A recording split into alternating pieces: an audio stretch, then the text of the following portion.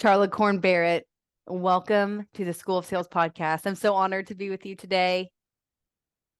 Oh my goodness, Kat, thanks for having me. I just don't even know if the people are ready to experience this energy with me and you in the same room, girlfriend. It's fun. It's fun. So I want to give everyone context into who Charla is to me, and then she'll tell you who she is in her grander scheme of life. But the irony of mine and Charla's relationship is that, well, she's a newly graduated sales girl from School of Sales, but 2 years ago, I was a newly postpartum mom of two, and I was in a very low spot. I was not feeling too good about myself. And I texted a stranger on the Instagram and I said, "Hey, I think I need to come to Texas and I want you to be my stylist." Because Charla, one of her gifts is being a stylist. So she said, "Let's go. Come on out here," to me, a total stranger. And so I flew across the country from Atlanta to Dallas Fort Worth airport, left the baby at home in safe hands. That is how bad I wanted to work with Charla specifically. I was gone for less than 24 hours, all this inconvenience to work with this one person. And I kind of think that that is like people's dream, is that people would cross heaven and earth, that they would work with them. But I'm gonna be honest, I don't think most people think that's possible. So I'm excited to dive into why I wanted to do that. So the even more ironic part is that Charla never had to sell me with her words. Again, I reached out to her. I said, "Can I please fly across the country to work with you?" Because I knew that she was good at what she did. And I just wanted it. And again, what a dream to have clients who just want to pay you and fly to you and all that stuff. Um, and so I think that this is where the story is going to get really good, because I think a trap a lot of people can fall into is that when they know that they're good at what they do and they even enjoy doing it so much that the enthusiasm overflows, it can be, that's it. Well, if I'm good at it and people like me, then I don't need to know how to sell or anything.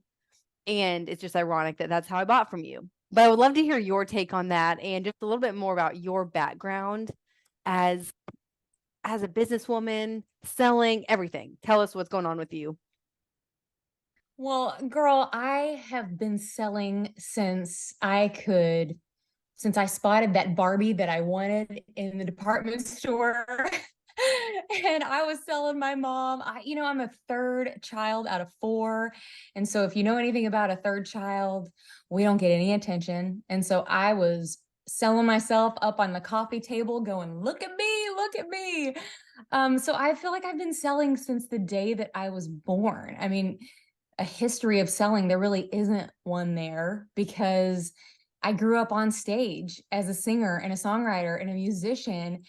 And so I was selling myself to judges in every talent show that there ever was, right? I was selling myself to college professors to, earn a scholarship at a music school. And when I lived in Nashville, I was selling myself to record executives and club owners. So I feel like I have just grown up selling myself. And then when I moved back to Texas, I was selling myself, to the audience, and I would jump off stage and sell them merchandise like CDs and t-shirts and, hats and signed posters. And I even sold myself so much because I would jump in my car and drive all over Texas and sell myself to all the local radio stations to get them to spin my music. So I was like trying to persuade these radio programmers, but I persuaded myself so much and sold myself so much to one radio station. They actually hired me as an on-air personality, where I worked for 7 years and did a morning show for 5 years. So my history of selling is nothing that is textbook. It's all from like life experience. So people would look at you and say, if there were such thing as a natural born salesperson, it is Charla Corn Barrett. Period.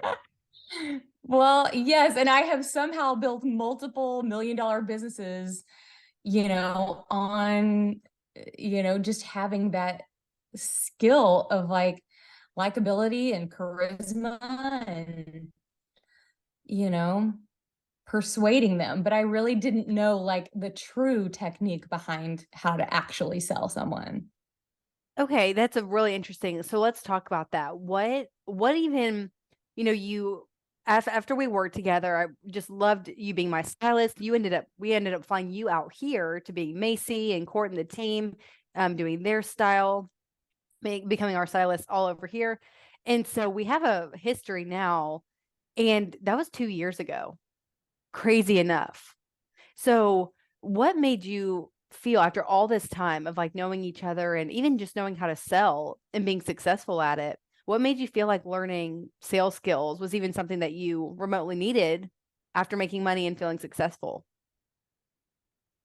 Well, I think the misconception and like the stigma around being like a salesperson, that's what really kept me from really digging in to this like art of persuasion. Especially like in the direct selling world, which I've got 10 years experience in that, is that, you always hear like, you don't have to be a salesperson. These products are going to sell themselves. And that totally may have been true like 12 years ago. But the landscape, as we all know, has completely changed. And with social media and algorithms and the influx of the sheer number of people sharing this like beauty space, you can no longer just simply make a post or send a message, or present and expect sales to just like magically appear. And they did for a while, right? But like with the landscape slowly changing, it was like, oh no, I'm going to have to really learn this skill. So I have never lacked, the drive or the enthusiasm, or the audience for that matter. But I found myself like pouring in and like building this strong audience where like everyone was loving my content. And I was, creating all these reels and posts and everything. And it was getting me a lot of likes and comments and shares, but all of those were not turning into actual dollars.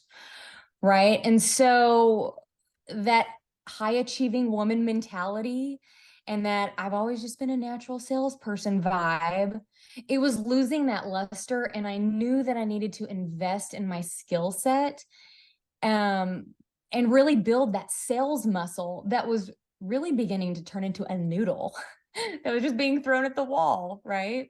Wow, that is so interesting. You would really just assume that someone who is magnetic and attractive would turn into sales, but you were not finding that to be true. You were finding the audience and the engagement, but that was not translating into people buying. Why do you think that is? I mean, I have a lot of fun creating content, right? And so I was pouring more into, ooh, this looks really pretty. And that's a really fun transition in a reel, instead of thinking about who's actually watching this that would actually buy and that I could actually add value to their life. Mm. It was more of like an entertainment, entertainment aspect for me. And I was having a lot of fun doing it. But I was like, wait a second, why is my income going down and my work like output is going up? It just didn't make sense. So I knew I needed to like give me a lifeline. And because I had been introduced to you because you'd reached out to me, and I had also, you became on my you guys started to get on my radar more. I started listening to your podcast, and I would reach out to other people that had gone through the school of sales and watch their success and hear their feedback. And I just knew that that was the next move I needed to do if I wanted to see my numbers start to go up again.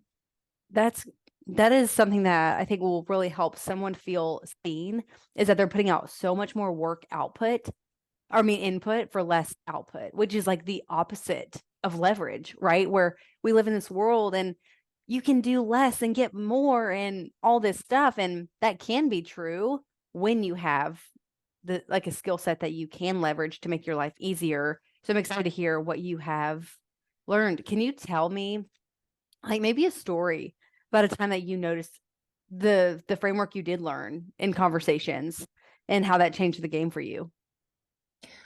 Well, I think the biggest thing that I noticed was how little talking that I needed to actually do within a conversation itself about whatever product I was selling or a service. So I didn't need to know this like some scripted sales pitch or like the right words to go in for the close, you know? And I really just began to listen and see that what I had to offer, it really was a good fit for them. But instead of like over talking and hijacking the conversation and sabotaging the sale, that's where it really clicked for me that like, oh no, like listening is a huge aspect of the sales process. And without listening, I can't sell them anything. I can't help them get to what they need at all. So, I mean, I've jumped on the phone and had more in-person conversations in the last 2 months than I've had in the last 3 years of Wow. business. Wow. You've told me some good stories. Can you tell one where you felt like, wow, I just got almost like I like to say the answers to the test, but sometimes it's like the key to their heart. Like they literally tell you, here's the key. I'm the door. If you want to just grab it out my hand, but sometimes we don't even listen or look for it. I feel like you've had a lot of those awesome conversations. Well, and I've had so many, but like I think the misconception or the myth is that we just assume why people want to buy our product because that's why we wanted to buy our product or we know how life-changing it is. And but it saved me so much breath and energy when I can just be like, Kat, tell me why you want me to be your stylist. What do you want? What do you want to take out of this? Like, what are your top 3 things that you want to know when you walk out the door? That way, So good. I don't give you all of this stuff that's overwhelming that you didn't need to know. I can Mm-hmm. give you those 3 things and be sure that you leave 100% confident and can go implement those tomorrow without overwhelming you with all these other things that I feel like you should probably know that would Right. make your life better. But really, you just need to know those 3, and that's what was important to you. Yeah. Yeah. Sales is so wild because you do what you do because you love it and you love people, right? And then when you start to sell, you realize that you have to die to why you love it. And that just like becomes the fuel for like, what a beautiful question you just asked. Like, I bought from you and I love that you asked me that. I love it. I literally want to tell you Right. about myself. I want to tell you everything I have going on so that you can make my life glorious. And it sounds so easy to do, but it's also really easy not to do because our brains are selfish. Our brains want to think and talk about ourselves. Have you felt that? Like constant, I don't know what the word is, like conditioning or reminding. Like, okay, Well, no, it's rewiring your brain is what it is because we are selfish. We want to talk about ourselves. And I even came from, sales training that says get people on the phone and tell them your story, what this business has done for you, what you've been able to do with this business, how you've been able to adopt children and start charities and, travel the world. You have to rewire your brain completely because it's not about me and painting the picture on what this has done for my life. It's painting the picture about what this could do for your life and getting rid of the I. It's all about you. And you know, that's been the biggest thing. And I love it so much. I go back and look at old content and I hear I. And man, I thought that was some killer content, but I just wish I could go back and be like, ooh, skirt over here. And let's make it all about the client instead of how great these products have been for me personally. right. And it's so, Because while the thing I realize is that while the product or service may deliver the same results, what people want, what they want their result to be is enormously different between each person. And that was the biggest thing that has been the aha moment with School of Sales. wow. Wow. When, like you said, when the product is a predictable result, but that result means something and looks different to every single person. I like to call that concept all roads lead to Rome. And there's millions of Yeah. roads. And you have to ask somebody, what road do you want to go down? What is the road that's going to get you to Rome? Right. That's Right. so Because I interesting. took one and it got me there. But what road do you want to go? I love it. Wow. It's so interesting. And this is why we tell people, you're talking about content. So I want to touch on this. This is why we tell people, even if, especially if you want to sell in your content, still get into conversations. Because guess what? Someone is going to illuminate a road for you. You're going to hear a new idea, a new pathway that, oh, having a stylist, it doesn't just mean that you can know what gala dress to buy. You can also know what athleisure to buy. So that you're really excited to take your kid into pre-K. You know, like there's so many paths that you can lead down, but when people tell you them, they're going to give you a unique perspective that you can then leverage and share. So one conversation can turn into 10 sales. Like that. Have you noticed that? That like how you can have a conversation and make better content? Oh, every conversation I've turned it into content almost. I'm like, oh, this would resonate so much with like my stay-at-home moms, or oh, this would resonate so much with the busy mom that is also trying to run a business and drop kids off at school. Like it just every conversation gives me more ideas on content. Yeah. And so the alternative to that, to talking to somebody to get the idea, is that you pull it out of your own head, right? In your own experience and my, our individual salesperson own experience. And that is only one dimensional. I mean, I know that we're all multidimensional, but that's just the same predictable line of thought, whereas someone else just has such a great way of saying things, you know, and they love to talk. So if you've ever been nervous, I'm afraid that I'm going to sound nosy if I ask. Have you found that? People think you're nosy. How do people respond to you asking beautiful questions like you just asked me? Well, I think that's what I was afraid of going into school of sales. I was like, oh my gosh, is my family like not going to trust me? Am I going to sound salesy? Like, I don't know what this misconception I had going on in my mind before taking the course was, but I was almost like a little bit scared that I was going to be duping people, where in Mhm. fact, it's made me more interested, go digging with more curiosity and letting people tell their story, and even hearing my kids out more, and still like, what do you need out of this? What do you need out of your day? Like, how can I help you get there? And just it's a beautiful thing, especially coming from someone that in radio, loves creating content, loves talking. But I feel like I've had even more authentic conversations because of going through this process. Gosh, you're almost like a wild stallion, a beautiful wild stallion that is I don't know what is the word. Bridled is not the word. I don't know what the word is, but that those movies where the horse gets ridden and people can now like understand all the power that you really have. So cool. I'm a tamed stallion that You knows are what a to do tame with my stallion. talent. Yes, yes. So what advice would you give someone who is making sales? They don't even want to slow down to think about another way because they are high output. I'm sorry, yeah, high input. And they feel like they can't even risk slowing down that process for a conversation of all things. What would you tell them?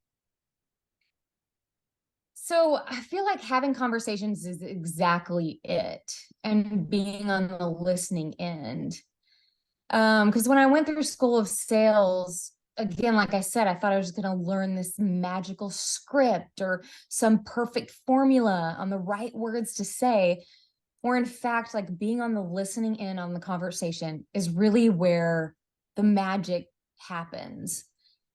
And you may be like me, you don't lack the enthusiasm, you don't lack the product knowledge, because boy, do we know our stuff backwards Hmm. and forward, right? But before school of sales, I couldn't understand why others didn't recognize like the value of my service, and like this is going to change your life. And so that's the biggest thing, is how to navigate a conversation quicker to that Hmm. that end result that they do want. So good. So you have found that you've not only been able to do it like the right way, but it has been efficient for you. Oh, completely. Like I can get, like I said, I was sabotaging conversations. I was over talking. I'm on the phone with someone, we don't get anywhere. Or Mm. now I can get right to what they want. I need like your three things that you want out of this. I can get you there. So You it does, sell, it's a lot more streamlined. that's amazing. Amazing. So, and that's what a framework does. Um, you've sold a lot of things, you sell a lot of things, but one of the things that you are most proud of is your lifestylist program, membership, consultation service, that you are their go-to stylist. And that's $1,000. Is that right? I know it's a range, but it's a high ticket item. Yeah, it's a high ticket item. And that's why I feel like before School of Sales, I had that attitude like, ooh, I don't know. I mean, this is pretty high dollar. And now I'm like, oh my goodness. Like I build the value up so much and pre-qualify my prospective clients so much that when they do get on the phone, I just find out whether this is a good fit for them because the value is there now instead of me like, oh, why do you not understand? Like, why wouldn't you pay this? You know? Yeah. But now I don't even, I think it's inexpensive compared to what you get on the end of it, other end of it.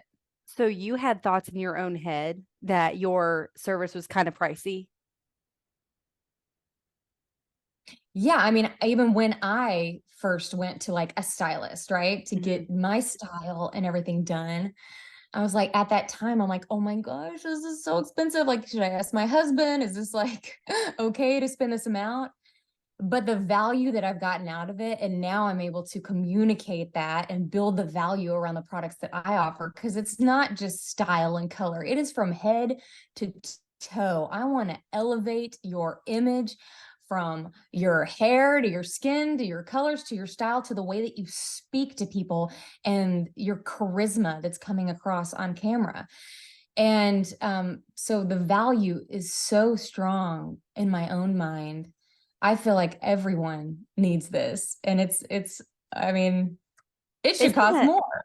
it's so interesting how, okay, you're so confident, you believe, you're right. It's like a no-brainer, yet learning how to sell actually made you believe more. It's almost like you've developed this deeper, like three-dimensional belief that you thought you had, but you actually didn't. Does that sound right? Well, okay, so this is a recent like realization that me and my best friend Hannah came to is that I am a builder of planes in the air type of a person, okay? Like I always have been. I've always like seen the big picture and I just make it happen, right? I am probably dyslexic, always have been, but the cool thing is and you just said it, is that people with dyslexia, we see things in this very three-dimensional way. And so we just go do it. But like the problem with that is that I didn't go to engineering school. I don't know how to build the plane. And so I don't know how to tell someone to go to from point A to point B to get them in the plane. I'm just like, buckle up, baby, jump in, let's go. Like this plane is flying and I'm leaving whether you're coming or not. But I feel like what School of Sales has done is it has that plane that I've been flying my whole life. It's given me the tactical skills to go back and go, okay, no, this is how it's built. And and now this is why you want to buckle up and get in the plane with me because we're going places, you know? So It's yeah, it feels like a true personal invitation. People talk about invitations, and that's what that feels like to me. yeah. Are you ready? You get in the plane, buckle up, let's go. It's beautiful. And even your tone turned to compassionate and curious and motherly, not that we mother our prospects, but in a way we love them, we have that tender love to help them. And so I could just tell the way you communicated that invitation. It just felt that way. Well, I do. I feel like I've always had this like heart to serve people, Yep.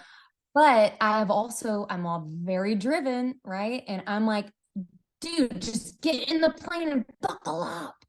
But now that's not my tone anymore, because that Yeah. doesn't serve anyone, me or Yeah. my clients.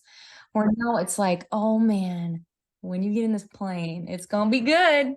Right. Gosh, it's so interesting. And the high achieving female entrepreneurs out there who are listening and that we speak to so often, you see it, you feel it. It's a part of your DNA to just go after that result. And I think what that can generate, I know in myself, especially in the past, maybe for you too, is a little impatience. We're a little bit more impatient with people than we wish we were. And that could come across in any way, through a conversation, through content, through the way that objections are handled. Maybe objections are completely ignored because I don't have time for you. I don't have time for a thought like that. That's ridiculous. But the compassion that comes from, no, I understand. I get how to handle this. It's no big deal. And not only can I handle this conversation, but I'll get there faster than I would have on excitement alone. I don't know what metaphor that represents, but the plain one is doing it for me. Does that resonate with you as a high achiever? Oh, it totally does. Because I'm like, if you don't buy, the next person will. Like, that used to be my attitude. Instead of really walking someone through the whole process and really helping and serving them on like totally next level. And I feel like I've gone, man, there's been a lot of people I've thrown out of the plane without a parachute in my, over the years. And I wish I would have known these skills earlier. And I wish my ego would have gotten out of the way earlier. Because 2 years ago, when I did, fly to do the whole guide culture office and, elevate your images, I even remember you guys asking, like, have you ever thought about doing School of Sales? And that was my answer, was like, my ears were closed off to it. And I'm like, I'm a natural salesperson. Like, I'm going to sell regardless of your training, which is terrible. But and it took me a long time for you guys. You were just dripping on me and dripping on me. The timing was how it needed to be. And I needed to 100%. go through that process. But boy, I 100%. would have saved myself a lot of aches and pains. And sometimes the aches and pains give such context to what was wrong. It's like, well, if I never flew the plane poorly, I don't know how it feels to fly it right. So it's kind of a cool perspective that you have now, especially raising beautiful children who we always want to help them do life better. So I love it so much. I love it so much. So you said before that you felt like you were doing so much input with less output. Has that changed for you since, from a financial standpoint? Oh, I mean, 1,000%. I mean, it is just, to give another analogy.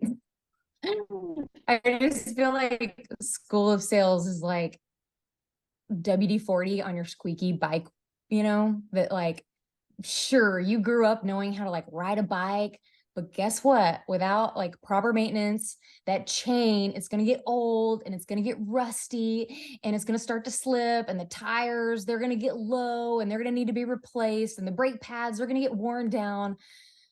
But like, School of Sales is like servicing your bike and getting it in working like proper order so that beautiful morning ride can be enjoyable again. And so I think with me, I was making an income, I was grinding, like they say, but I had kind of started to like lose the joy or like fun again, or fun, but like this has kind of reinvigorated that again. It's been like the WD-40 to my squeaky bike that wasn't getting us anywhere. And now I feel like it's fun again. And like, money is coming in such like an authentic, joyful way that it's boosted everything. And you may have that like charisma and the it factor and just be like a natural salesperson, but even someone that's a natural needs that continued education and continuous growth. Yeah, gosh, amen. So well said. So without further ado, I need to know from you, is being a sales girl different than being a salesperson? Yes, girl, us sales girl are gonna run the world.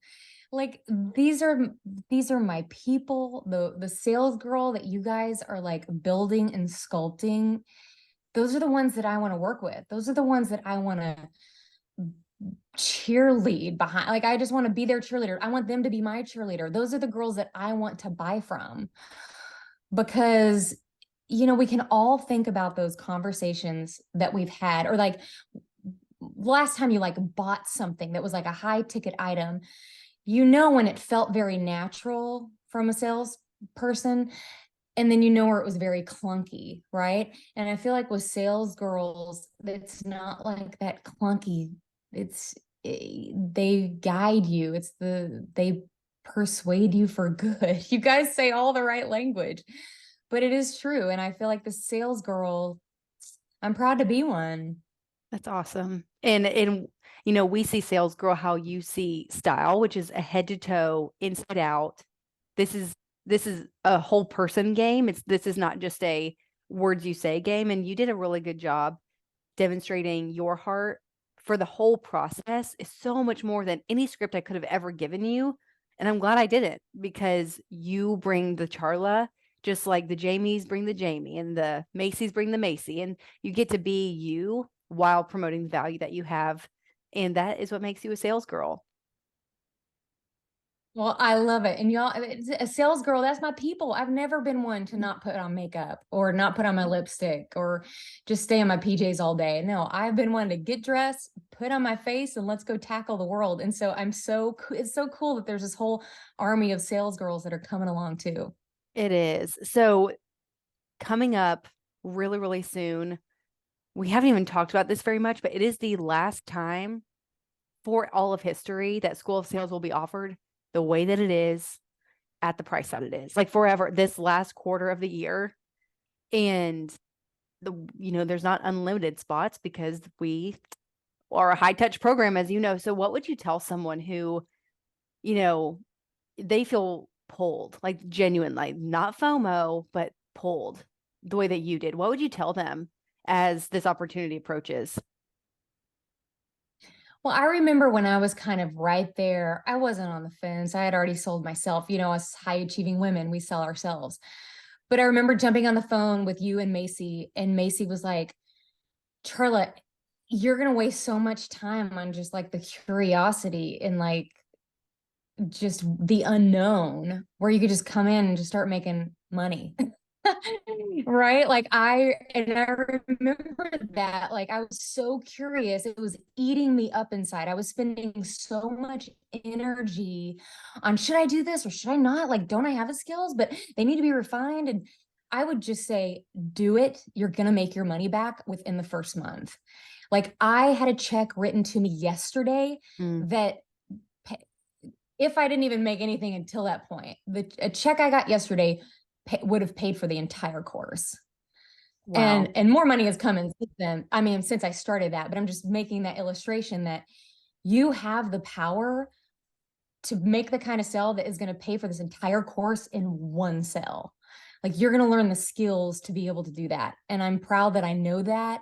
And it's not icky and it's not salesy, like your misconceptions that you may be thinking. You're going to learn a skill set it's going to pour into every aspect of your life. And I can't say it again. I mean, I'm so proud to be a sales girl, and I'm glad you guys were patient with me. Hey, persuasion is a process, not an event. It is That's right. long, long game for the people that we love. We have a saying that we've been saying this year. We do everything for God and the one girlie who needs it. Oh, And that that's is so our true. And mantra. I've had a couple of best friends like go through this too. And I even enjoy being around them even more now. Like, I loved them before, but like this has just changed everything about them. And I'm like, ooh, I even like being around them for longer periods of time now. Like, everyone needs to go through this. It's amazing, isn't it? Charla, thank you so much. You are a breath of fresh air in every room you walk in. And to be able to elevate your life in any way is an honor. And we just love you and are so proud of you. I love you guys. I'm proud to be in the inner circle here. And y'all are doing you're doing life's work here, and you can tell it. I can feel it. Thank you.